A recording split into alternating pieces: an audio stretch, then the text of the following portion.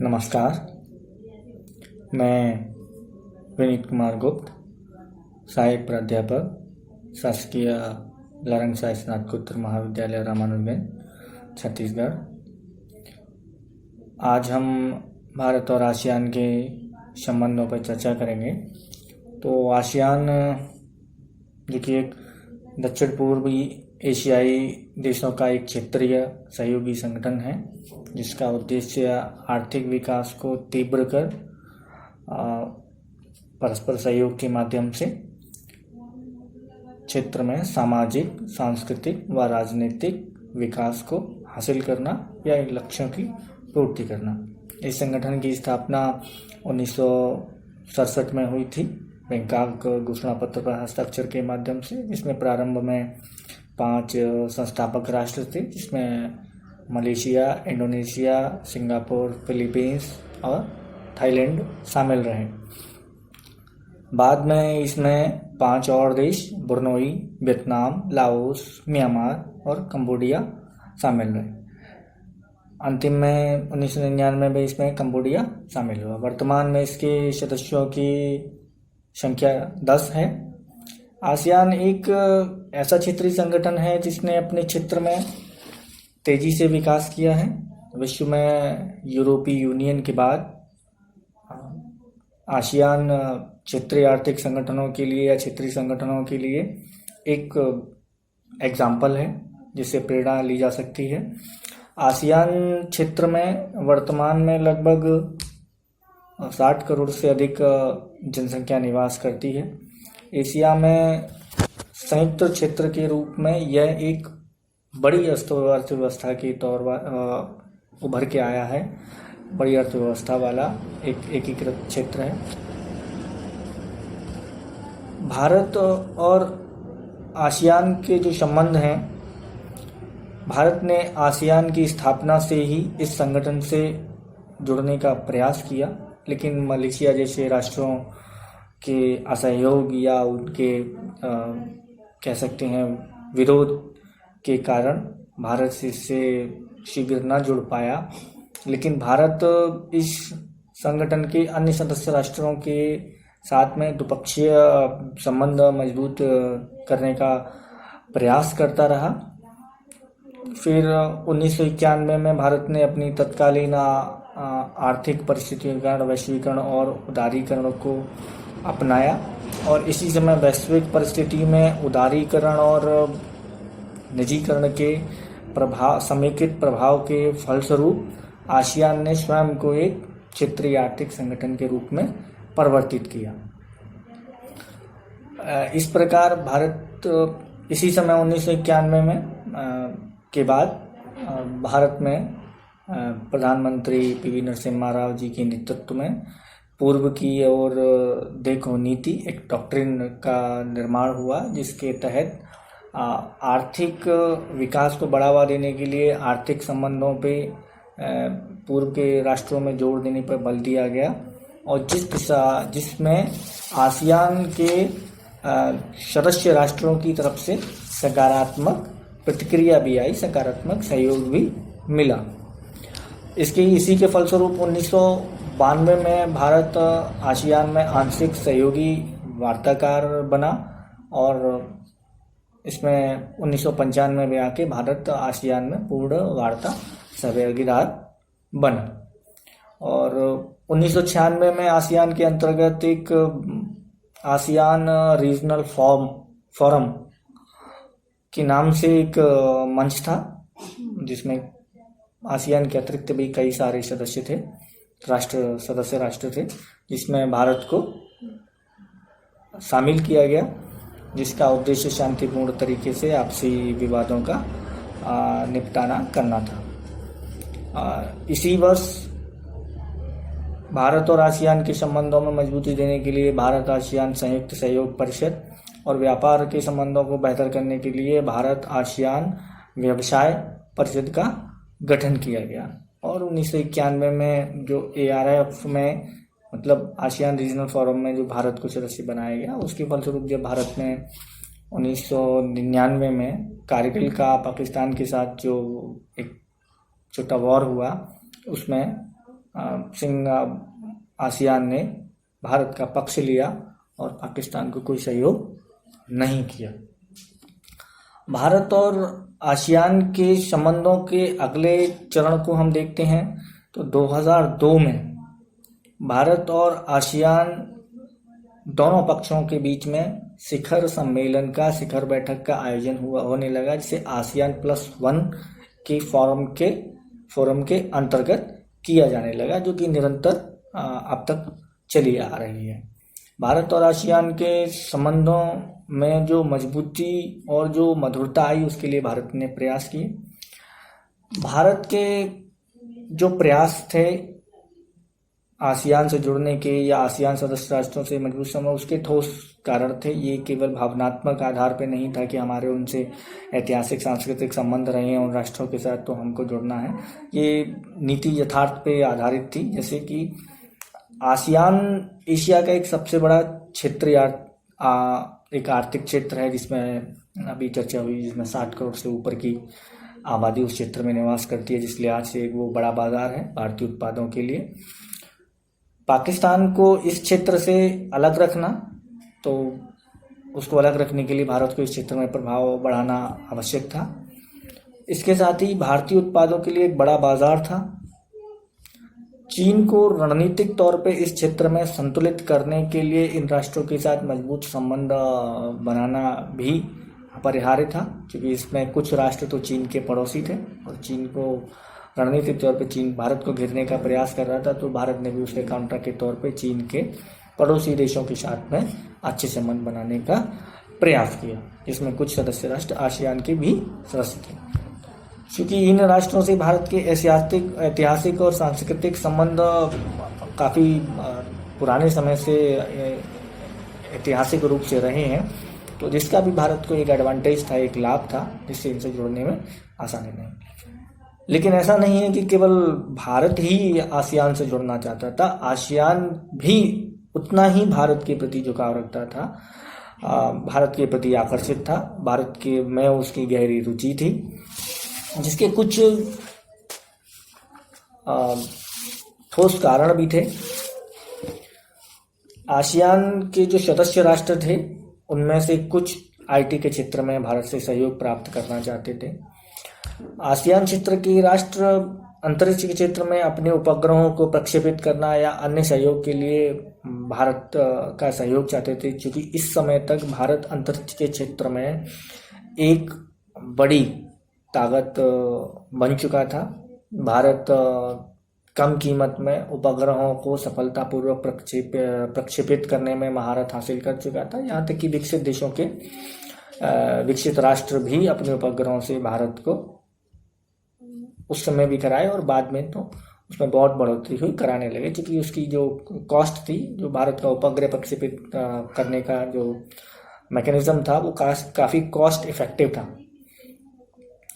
भारत एक बड़ा बाजार था, अपनी आबादी के लिहाज से, अपनी मिडिल क्लास के साइज के हिसाब से भारत उनके उत्पादों के लिए एक बड़ा बाजार था। इसके साथ साथ भारत एक सुरक्षित निवेश स्थल था, जहाँ से लंबे समय तक लाभ कमाया जा सकता है, क्योंकि भारत एक डेमोक्रेटिक, एक लोकतांत्रिक देश है, जो कि लिखित संविधान के माध्यम से चलता है। भारत के अपने मूल्य हैं, संवैधानिक मूल्य हैं, अधिकार हैं, स्वतंत्रताएं हैं, और एक जिम्मेदार राष्ट्र की भारत की एक छवि थी।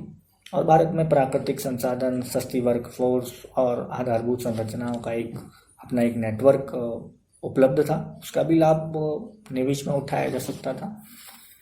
और चीन के प्रभाव से बचने के लिए भी आसियान के क्षेत्रों को किसी बड़े मजबूत राष्ट्र का सहयोग आवश्यक था, और इस क्षेत्र में भारत ही एकमात्र उनका विकल्प था, क्योंकि भारत एक बड़ा राष्ट्र है, बड़ी अर्थव्यवस्था है, बड़ी जनसंख्या वाला देश है, एक बड़ी सैन्य शक्ति है, परमाणु शक्ति है, अंतरिक्ष शक्ति है, और अंतर्राष्ट्रीय राजनीति में भारत का अपना एक असर है। तो उस लिहाज से आसियान के लिए भारत से संबंध बनाना उनके लिए लाभकारी था। इसके साथ साथ दक्षिण चीन सागर और हिंद महासागर क्षेत्र, ये वो क्षेत्र हैं जहाँ से व्यापारिक गतिविधियाँ बहुत अधिक होती हैं, और इन क्षेत्रों में संसाधनों के दोहन और सुरक्षा के लिहाज से भारत बहुत ही महत्वपूर्ण था। इसलिए इस क्षेत्र में आसियान भी भारत से जुड़ने का प्रयास किया और फलस्वरूप उनके बीच में शिखर बैठक आयोजित होने लगी। फिर शिखर बैठक में भारत और आसियान के बीच 2004 में एक शिखर बैठक का आयोजन हुआ, जिसमें दोनों के मध्य एक ऐतिहासिक समझौता हुआ, जिसमें शांति, सहयोग और विकास को आधार बनाया गया।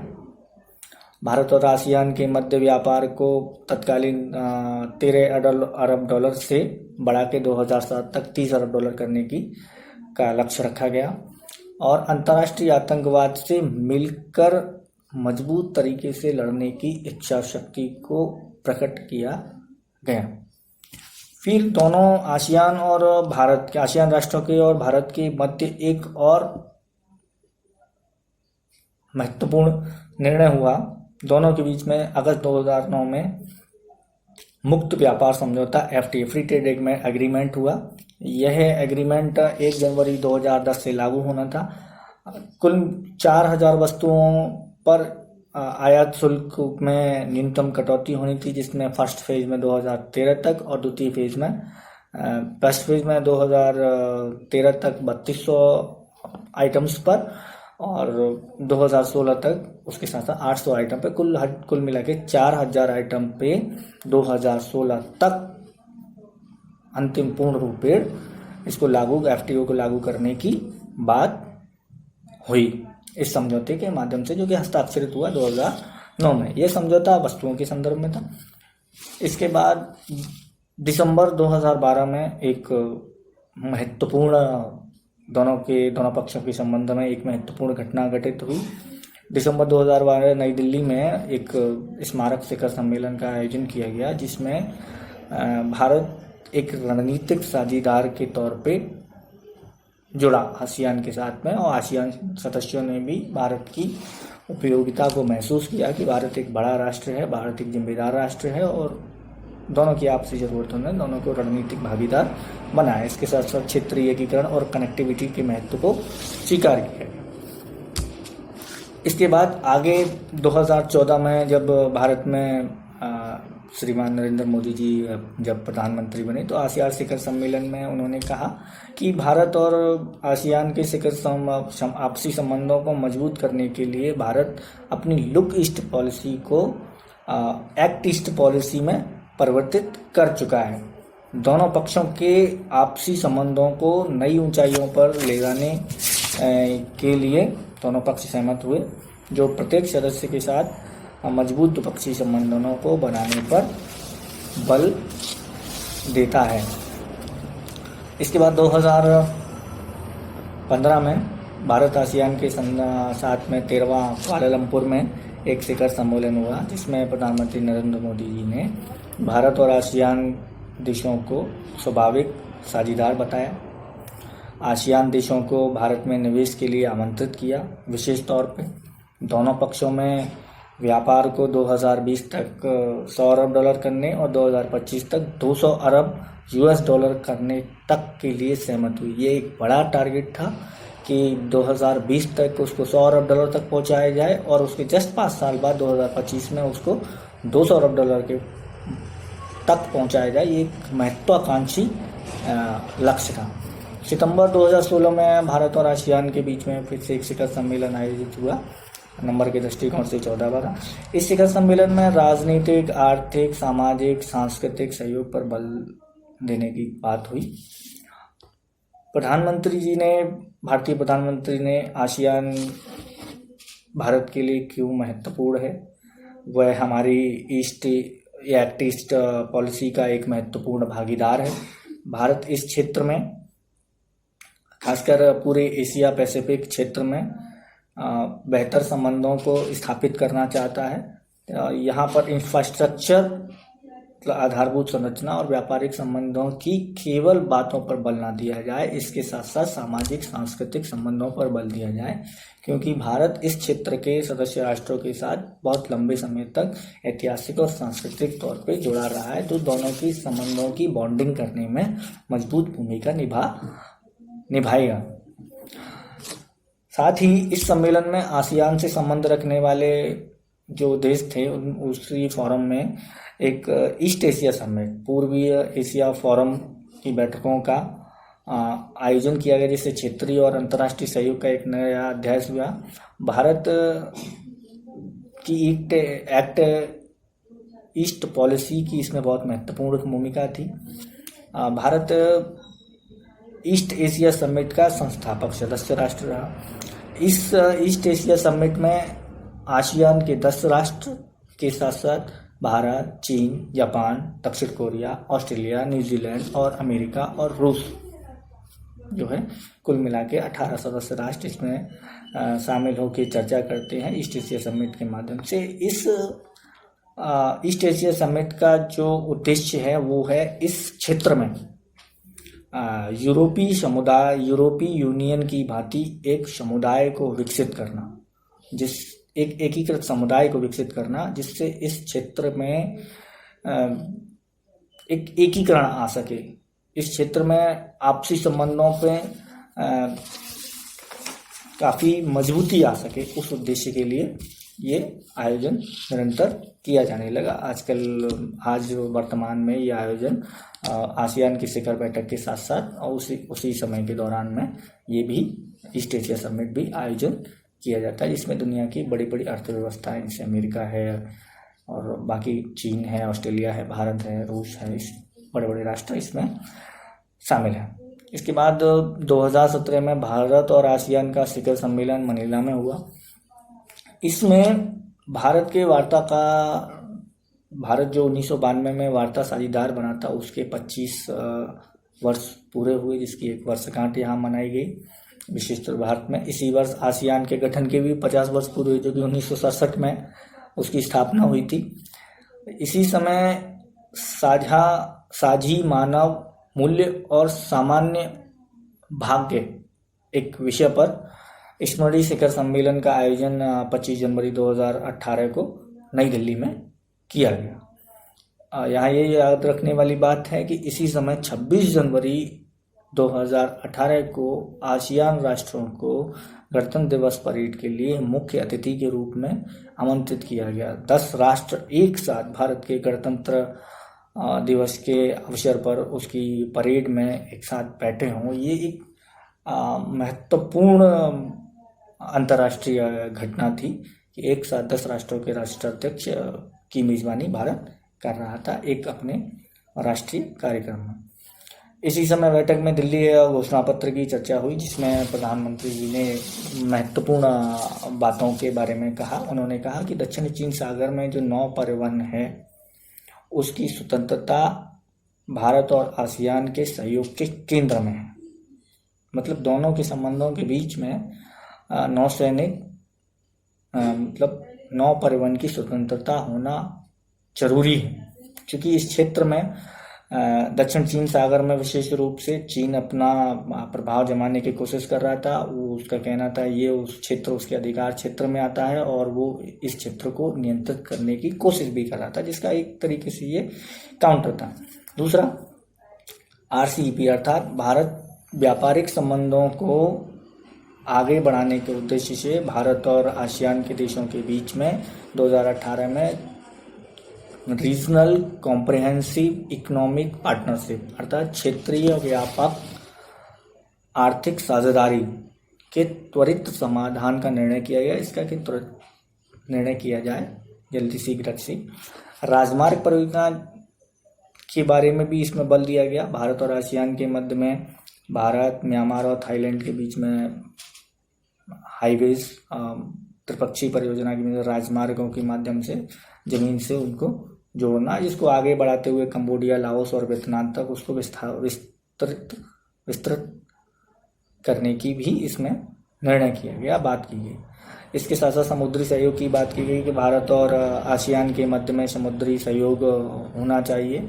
बंदरगाहों का विकास और उसमें निजी पूंजी निवेश को शामिल किया जाए, नई टेक्नोलॉजी को शामिल किया जाए, इस तरीके की बात की गई।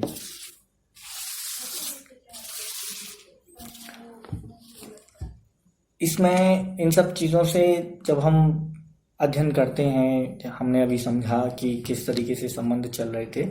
अगर हम भारत और आसियान के संबंधों को देखें तो इसमें बहुत से सहयोग के क्षेत्र हैं, जैसे आर्थिक व्यापारिक क्षेत्र, जिसमें भारत का 2009 में उनके साथ FTA भी हुआ, जो 2016 में पूर्ण रूप से लागू होगा ना।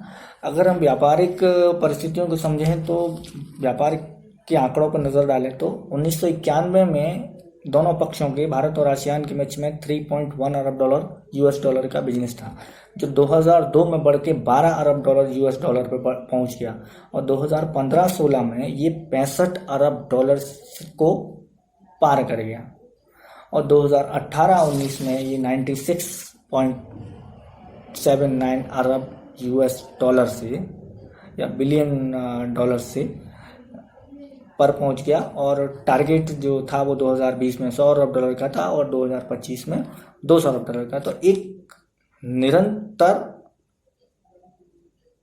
उसमें तेजी से बढ़ोतरी देखी गई।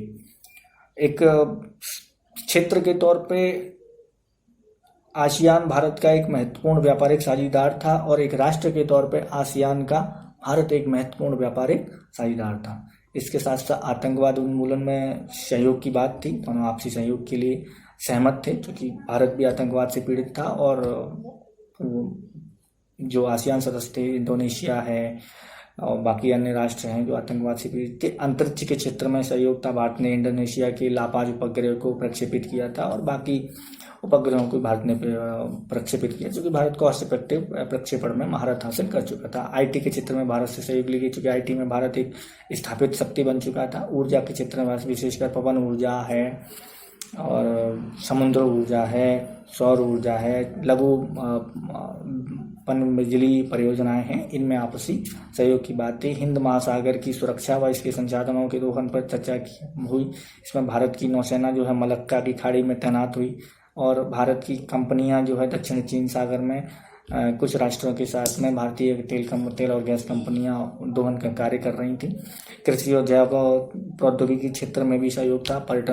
पर्यटन में और सांस्कृतिक क्षेत्र में भी पीपुल टू पीपुल कॉन्टैक्ट। इसके अलावा थाईलैंड है और सिंगापुर और इंडोनेशिया जैसे राष्ट्रों से विशेष तौर से भारतीय संस्कृति से बहुत ज़्यादा प्रभावित थे।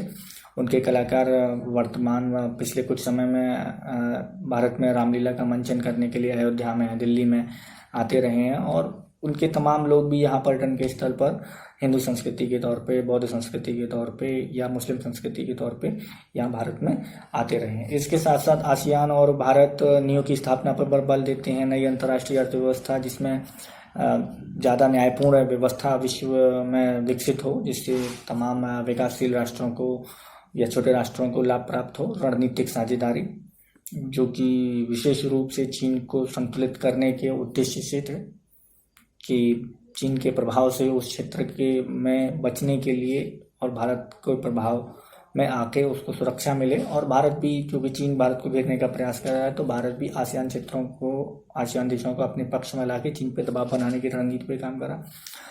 नदियों के आपसी सहयोग, गंगा मेकंग समूह के माध्यम से नदियों में आपसी सहयोग उनके दोहन के लिए। इसके अलावा सुरक्षा सहयोग में भारत खासकर थाईलैंड और सिंगापुर के साथ में संयुक्त सैन्य अभ्यास करता है, और कई वर्षों से लगातार वो इस दिशा में कार्यरत है। तो सुरक्षा के दृष्टिकोण से, सूचनाओं के आदान प्रदान के दृष्टिकोण से भी इसमें काफ़ी काम हुआ। लेकिन ऐसा नहीं है कि केवल सहयोग के क्षेत्र हैं। भारत और आसियान के मध्य में कुछ द्वंद्व के क्षेत्र हैं, मतलब कुछ असहमतियां हैं, जैसे NPT और CTBT। NPT अर्थात परमाणु प्रसार संधि, और CTBT मतलब व्यापक परमाणु परीक्षण संधि। भारत ने दोनों पर हस्ताक्षर नहीं किए हैं, जिसकी हमेशा आसियान क्षेत्रों ने मांग की। लेकिन जब से USA के साथ भारत की परमाणु डील हुई है, जो समझौता हुआ, उसके बाद ये मुद्दा शिथिल हुआ है, क्योंकि भारत ने अपनी छवि को जिम्मेदार राष्ट्र के रूप में प्रस्तुत किया है, जिससे ये मुद्दा कमजोर हुआ है। पाकिस्तान का आंशिक सहभागीदारी सदस्य होना, जिससे वो उनके दोनों के संबंधों में कोई व्यवधान उत्पन्न है, इस बात की शंका। भारतीय मूल के लोगों के साथ जो मिसबिहेव होता है, जो उनके साथ दुर्व्यवहार होता है, खासकर मलेशिया जैसे देशों में, वो एक विषय कभी कभी तनाव उत्पन्न कर देता है। व्यापार में आपसी मतभेद हैं, क्योंकि भारत एक बड़ा देश है और आसियान में जो देश हैं वो छोटे छोटे देश हैं भारत के मुकाबले में। तो ये व्यापार में जो संधियां हैं वो उनकी ओर झुकी हुई हैं, तो ये जब बार्गेनिंग होती है तो उनको कोई मतभेद उभर के आते हैं। इसके अलावा सेवा क्षेत्र के, भारत चाहता है कि सेवा क्षेत्र में भारत की कंपनियों को इस क्षेत्र में विशेष रूप से प्रवेश मिले, वो खुल के वहाँ काम कर सकें, लेकिन इसको लेके भी काफ़ी तनाव है, संघर्ष है, अभी इनको इसमें सरलता नहीं है, इसके लिए काफ़ी प्रयास किए जा रहे हैं। अगर हम दोनों पक्षों के मध्य विवादों को देखें तो बहुत ज़्यादा गहरे नहीं हैं, उनको आपसी वार्ता के बाद सुलझाया जा सकता है, शिथिल किया जा सकता है। भारत और आसियान आपस में मिलकर 21वीं सदी को, जैसा कि कहा जाता है 21वीं सदी एशिया की सदी है, और वास्तविक तौर पे ये दोनों पक्ष मिलकर 21वीं सदी एशिया की सदी को बनाने में महत्वपूर्ण भूमिका को अदा कर सकते हैं। वैश्वीकरण के इस दौर में जो वैश्वीकरण के नकारात्मक प्रभाव होते हैं उनसे तृतीय विश्व को बचाने में ये दोनों पक्ष महत्वपूर्ण भूमिका निभा सकते हैं।